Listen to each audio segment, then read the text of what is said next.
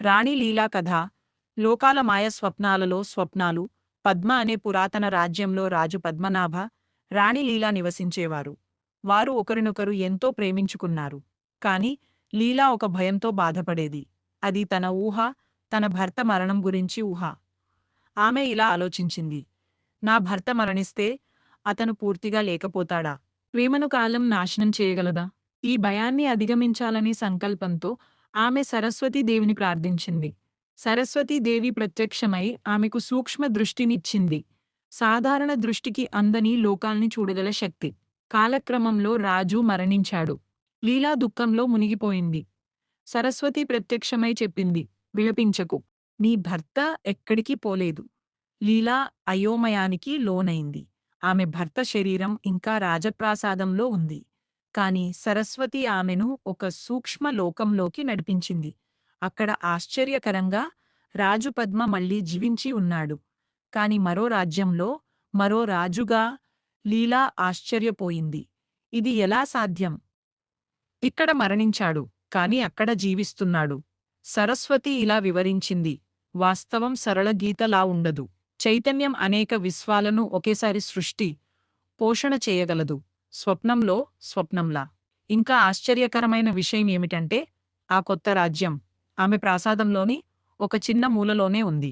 పర్వతాలు, నదులు, ప్రజలు, యుద్ధాలు, చరిత్రలు అన్నీ ఒక చిన్న స్థలంలోనే ఉన్నాయి.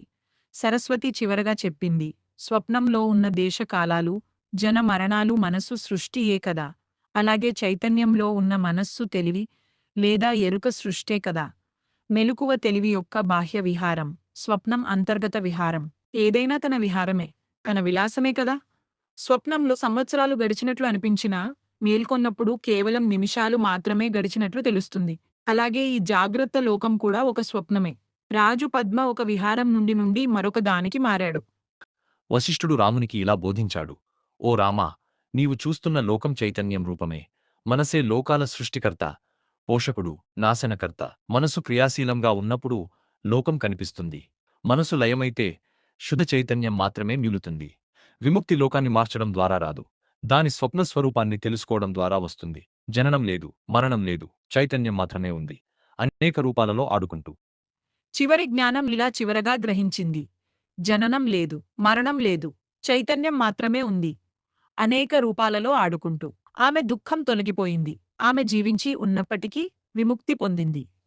వశిష్ఠుని బోధ రామునికి మూల సూత్రాలు: 1. విశ్వం మనసు జనితం. 2.